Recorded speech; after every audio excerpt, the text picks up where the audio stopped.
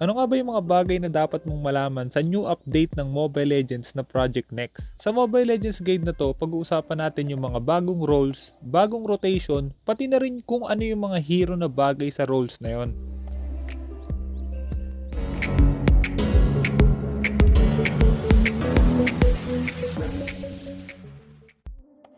Bago tayo magsimula, gusto ko muna imbitahan lahat ng mga streamers para sa isang collab. Nagla-live ako sa Facebook page ko na Master the Basics every other day around 6 to 8 PM. Gagawa tayo ng content during live stream, pwedeng rank game, challenges, 1v1 o kaya any idea galing sa inyo. Isasama na rin natin yung pag-promote ng YouTube channel nyo o kaya ng Facebook page nyo, tapos yung stream natin pwede nyo rin i-post sa YouTube. Gagawin natin to para magtulungan tayong umangat. Tatawagin natin tong hashtag Let's Grow Together. Kaya sa mga interesado, i-message nyo lang ako sa mga social media accounts ko na nakalagay yung link sa description ng video na to. Okay? Let's go!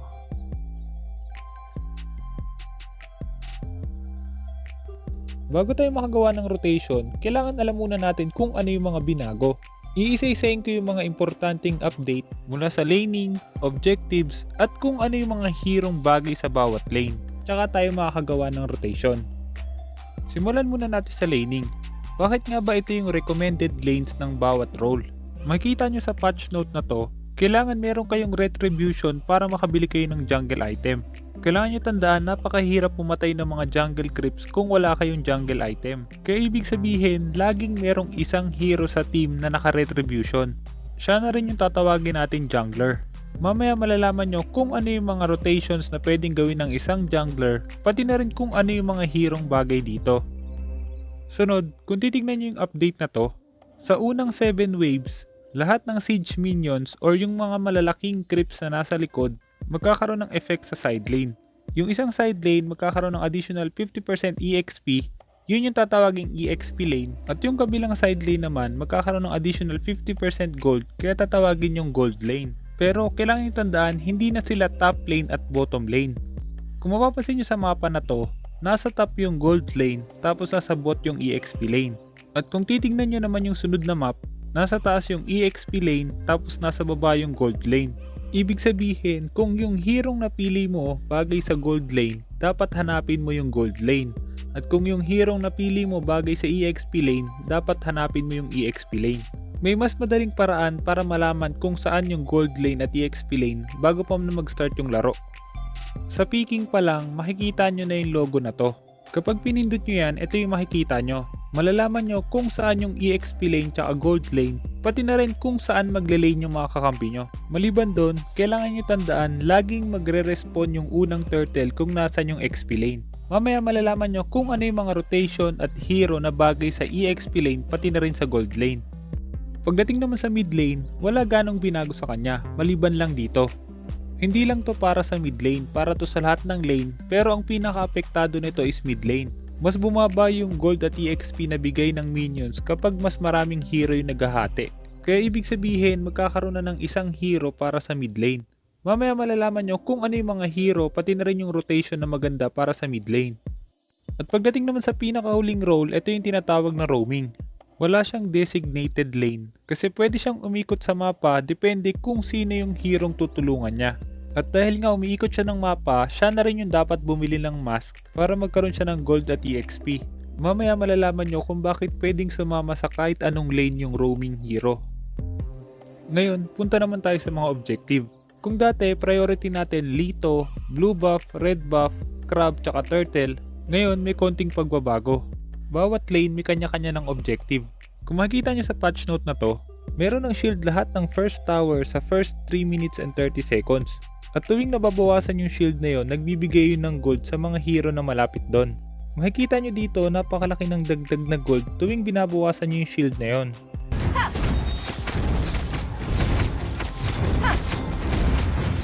Watch your back.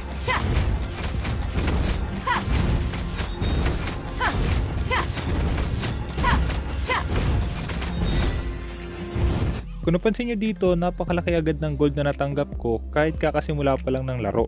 Yan yung magiging dahilan kung bakit dapat laging merong hero sa bawat team sa simula. Kapag iniwan nyo agad yung lane sa level 1 pa lang, malaki agad yung makukuha ng kalaban. Kaya sa first 3 minutes and 30 seconds, yun yung unang priority dapat makuha. Pero kailangan nyo tandaan, kapag nakapag-clear ng minion wave yung kalaban, hindi nyo basta-basta makukuha yung gold na yon. Kailangan mapauwi nyo yung kalaban or mapatay nyo sila para madali nyo makuha yon. At dahil yun yung priority natin ngayon, kaya punta na tayo sa rotation ng bawat lane. At gaya nga na lagi ko sinasabi, ang rotation nyo dapat nakabase kung anong objective yung kukunin nyo at kung anong gagawin ng kalaban.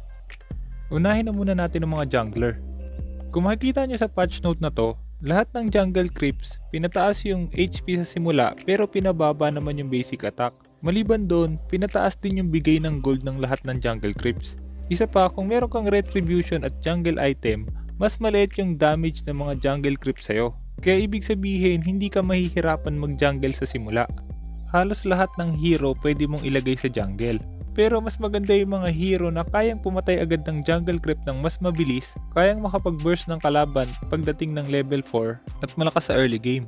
Karamihan sa mga assassin pwedeng maging jungler. Pero merong mga assassin na hirap mag-jungle sa level 1, kaya meron tayong solusyon doon. Mamaya makikita nyo kung ano yung pwede natin gawin kapag yung level 1 jungler nyo hindi kayang pumatay agad ng jungle creeps. At dahil nga priority natin magpa-level 4 agad, kaya ito yung rotation na pwede natin gawin. Versus AA lang to, kaya wag nyong pansinin yung kalaban. Ipapakita ko lang kung bakit ito yung magandang rotation sa mga jungler. Ang unang goal natin, magpa-level 4 agad. Para magawa yon in less than 1 minute and 30 seconds, kailangan kumuha ka ng 2 buff at 2 maliit na jungle creeps. At dahil nga sa patch notes na to, kaya hindi na natin kailangan kumuha ng minion sa lane. Magandang ibigay muna natin yon sa mga hero na nasa lane para mas mabilis silang lumevel. Pero kailangan nyo tandaan yung reduce experience para sa first 3 minutes lang. At uulitin ko, reduce experience lang, hindi reduce gold. Kaya ibig sabihin, kailangan mo pa rin pumunta ng lane para makakuha ng gold. At dahil nga gold yung dapat nating i-maximize, kaya pupunta tayo sa gold lane. Kung mapapansin nyo dito, nag-start tayo sa red buff papunta sa top kung sakaling sa top lane yung gold lane. Maliban doon, makikita nyo bago pa man mag 1 minute and 30 seconds, nag level 4 na tayo. Ang sunod na dapat mong gawin dito is gumang sa gold lane, subukan bawasan yung shield ng tower, kunin yung crab at mga jungle creeps ng kalaban, tapos i-pressure ulit yung gold lane hanggang sa mag 3 minutes. Kailangan nyo tandaan, pwede kayong humati ng gold sa gold lane. Maliban doon, kapag nahaharas nyo yung hero ng kalaban na nasa gold lane, mas mahihirapan silang makapag-farm. Kung sakali namang bot lane yung gold lane, ito naman yung rotation na pwede nyong gawin. Kailangan nyo lang tandaan, 2 buff tsaka 2 maliit na jungle creeps para mag level 4 kayo bago mag 1 minute and 30 seconds. Pero paano naman kung merong mag-i-invade na kalaban sa inyo? Or kung gusto nyo namang mag-invade sa kalaban? Doon papasok yung iba't ibang role ng mga kakampi nyo. Mamaya makikita nyo kung ano yung mga dapat gawin ng iba't ibang lane kung sakaling merong gagawa nun. Ngayon, fast forward muna natin hanggang 1 minute and 30 seconds. 制御できるけどそれに頼るつもりはない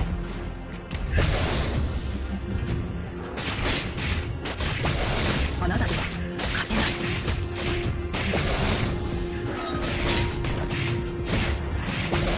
力は制御できるけどそれに頼るつもりはない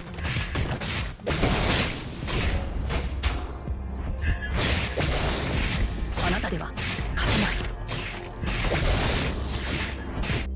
At gaya ng gagawin natin sa top lane, subukan patayin yung hero sa bot lane, bawasan yung shield, kunin yung crab pati jungle creeps ng kalaban.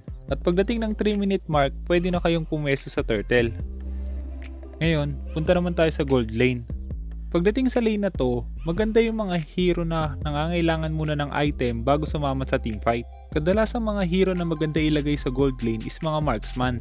Pero dahil madaling mamatay ang marksman sa lane, pati na rin sa teamfight, kaya tingin ko pwede nating palitan to ng ibang hero na kapag nagkaroon agad ng first item, pwede na agad sumabak sa teamfight. Ang kinaganda nun, hindi nyo na siya kailangan samahan sa lane. Isa yun sa magiging trabaho ng roaming natin. Makikita nyo mamaya kung ano yung ibig kong sabihin. Ang main goal mo dito, magkaroon ng first main item pagdating pa lang ng 4 minute mark. Para magawa yun, napaka-importante na hindi ka basta mamatay. Kung sakaling malakas mang pressure yung katapat nyo, mas maganda na hintayin mo na lang yung minion sa tower. Pero kung kaya mong kumuha ng mga jungle creeps, kumuha ka rin. Pero importante, sa'yo pa rin mapunta lahat ng minion wave. Lalo na yung pinakamalaking minion na nagdadala ng gold. Maliban doon, dahil nga gold lane to, i-expect mo na dito madalas gagank yung mga kalaban. Kaya kung hindi mo nakikita sa mapa yung mga kalaban, wag mo na lang muna i-clear yung wave. Sa video na to, hindi ko rin ganong kinukuha yung gold sa shield kasi kadalasan meron kayong katapat na nagki-clear ng lane kaya hindi nyo rin basta-basta makukuha yon. Kukunin ko lang yung dalawang maliit na crab at yung isang jungle creep sa ibabaw ng blue buff kung sakaling malayo yung minion wave. Pero kung walang hero sa lane tapos wala ring hero sa mapa, pwede ka pa rin mabigyan ng gold sa tower shield. Dahil nga kailangan mo mag-ingat kaya hanggat maaari wag ka magpapakita sa lane kung walang hero sa mapa. Ipa-fast forward na rin natin sa 4-minute mark para makita nyo na umabot yung first main item. Pero kung sakaling meron kayong additional gold galing dun sa tower o kaya sa crab, mas mabilis nyo pang makukuha yung first main item nyo. Never back down or prepare for destruction.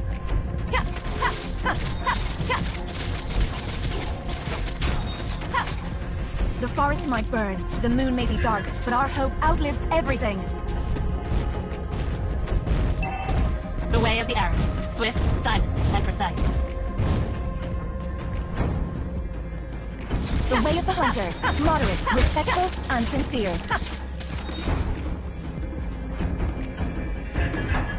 My arrow is my answer.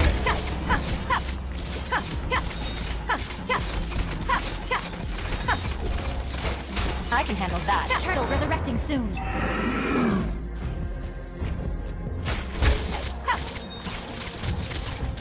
Elves won't give in, no matter how much more suffering we'll go through. You can't run from my arrow.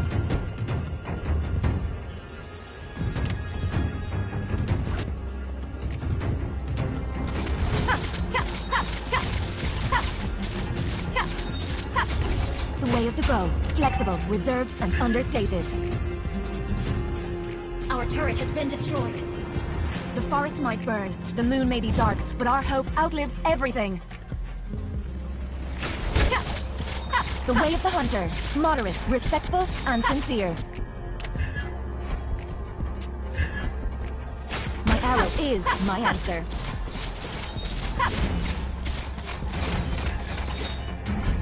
Mabilis yung makukuha yung first item. Ang problema nga lang, merong mga marksman na kahit meron ng first main item, hindi pa rin ganun kalakas sa teamfight. Yun yung isa sa mga dahilan kung bakit tingin ko hindi pa rin papasok yung marksman sa meta. Pagdating naman sa XP lane, halos pareho lang din siya sa gold lane. Ang pagkakaiba lang nila is yung role ng hero. Hindi mo rin basta-basta pwedeng iwan yung lane, pero dahil nga mas mabilis kang le-level sa kalaban, kaya maganda dito yung mga hero na kapag mas mataas yung level, mas malakas sa lane. Kadalasan sa mga hero na yon is mga tank or mga fighter na malakas ang sustain. At dahil nga malakas yung sustain nila, pwede silang makapag-cut ng lane para makabackup agad sa kakampi. Ngayon, punta naman tayo sa mid lane. Pagdating naman sa mid lane, importante dito yung mga hero na mabilis mag-clear ng wave. Maliban doon, dapat mabilis din siya makapag-rotate. Dahil nga ikaw yung nasa gitna ng mapa, ikaw yung mamimili kung saan ka magro-rotate. Pero para makapag-rotate ng mas mabilis, ito dapat yung priority mo. Kung papansin nyo, mas pinalaki yung HP ng Little Wanderer tsaka yung physical defense. Pero pinalaki din yung gold na makukuha. Maliban doon, kapag napatay mo siya, wala na siyang HP tsaka mana regen. Pero ang kinaganda dito, meron siyang additional movement speed kapag nasa river. Kaya ibig sabihin, mas mabilis kang makakapag-rotate sa ibang lane kapag nakuha mo yung Lito Wanderer. Isa pang kailangan nyo tandaan, sa isang side na lang nagre-respawn yung Lito. Kaya ibig sabihin, mag-aagawan kayo ng mid lane. Pagdating naman sa pagpili kung saan mas maganda mag-rotate agad, tingin ko ang mage mas maganda mag-rotate agad sa XP lane. Pwede kang kumuha ng isa or dalawang wave sa XP lane para mag-level 4 ka agad. O kaya naman possible din na mag-switch kayo saglit hanggang sa mag-level 4 yung mage. Dahil nga isa ang mage sa mga hero na malakas agad sa early kapag nag-level 4, kaya mas maganda pumunta ka agad sa XP lane. Pero hindi nyo dapat basta-basta iniiwan yung mid lane. Hanggat maaari, pagtapos nyo mag-clear, tsaka pa lang kayo mag-rotate. At dahil papunta ng gold lane yung jungler nyo, ibig sabihin walang makakakuha ng crab sa XP lane. Pwede nyo tulungan yung XP lane hero nyo para makuha nyo yun. Kailangan nyo tandaan, objective pa rin ang priority nyo dapat. Don't you know I'm afraid of heights? What is this place? It looks like I may be lost. 1 minute and 35 seconds nagkaroon na agad tayo ng ultimate. Ibig sabihin, pwede na tayo makipag teamfight. Possible din na bawasan nyo yung shield sa bot lane para sa extra gold. O kaya naman sumama kayo sa jungler nyo para ma-pressure nyo agad yung gold lane. Ngayon, punta naman tayo sa roaming hero. Siya ang may pinaka-importanting role sa lahat. Ang magiging role niya nadepende sa hero nyo, sa rotation nyo, pati na rin sa strategy nyo. Pwede mong isama si roaming hero sa kahit kaninong lane. Ang main goal niya is magbigay ng vision, i-zone yung kalaban, tulungan makapag-farm yung mga kakampi, o kaya naman protektahan yung apat niyang kakampi. Maganda dito yung mga tank o kaya naman support. At dahil nga pwede siya sa kahit anong lane, iisa-isay natin kung ano yung matutulong niya sa bawat lane. Umpisahan muna natin sa gold lane. Ito yung magiging laning nyo. Maganda yung setup na to para makapag-farm talaga yung marksman sa gold lane. Pero kailangan nyo tandaan, yung jungler nyo dapat kayang mag-solo farm. Maliban doon, prone sa invade yung jungler nyo. So possible na mahirapan yung jungler nyo kung mag-invade yung kalaban. Kung sakali naman na gusto nyo mag-invade, dalawa yung paraan na pwede nyo magawa. Una, pwede nyo isama sa mid lane yung roaming hero. Ito yung magiging setup nyo. Pagtapos nyo mag-clear ng mid, pwede kayo mag-invade sa buff nila. At kung nag-aalala kayo kung mababawasan yung gold at XP nung hero na kasama ng roaming hero, kailangan nyo tandaan hindi gagana sa kanila to kasi nga nakamas yung roaming hero. Ibig sabihin dahil hindi siya nakikihati sa gold at XP, hindi mababawasan yung gold na hinahati. Pero sa gantong lineup, kailangan nyo tandaan kaya mag-solo farm dapat ng jungler nyo at mas maganda kung fighter yung gold lane nyo. Pwede pa rin naman yung marksman pero mas madali siyang maharas. At kung gusto nyo naman ng full invade lineup, ito yung pwede nyong gawin. Magkakat yung roaming hero tsaka yung hero na nasa XP lane, tapos mag-clear muna ng mid yung jungler tsaka mid laner. Kung tatanungin nyo kung aabot ba yung magkakat, ito yung sagot. Dahil sa mas pinabagal na ulit nila yung movement speed ng dalawang side lane minions, tapos priority na yung boots na item kaya aabot talaga yung side lane. Pero kailangan nyo tandaan kung mas marami kayong mag-i-invade sa buff, mas kukunat yung buff. Kapag mas marami yung hero na malapit sa buff, mas kukunat yon. 15% damage reduction kapag dalawa kayong hero, 30% kapag tatlo, 45% kapag apat at 60% kapag lima. Pero magandang gawin to pag gusto nyo i-deny yung blue buff ng jungler nila. Halimbawa Fanny o kaya Ling. At ang pinakauling pwedeng samahan ng roaming hero is yung jungler. Ito naman yung magiging setup nyo. Maganda to kung sakaling hirap sa level 1 mag-farm yung jungler nyo. O kaya naman kung sakaling marksman yung jungler nyo, pwede rin siyang samahan agad ng roaming hero. At kung itatanong nyo kung kukunat yung jungle creeps, yes kukunat siya pero 15% lang yon. Mas malaki pa rin yung magiging damage ng dalawang hero kahit naka minus 15% kaysa sa isang hero. Ito yung rotation na tingin kong pwede magamit ngayong update. Pero dahil nga bago pa lang to, kaya possible pang mabago to.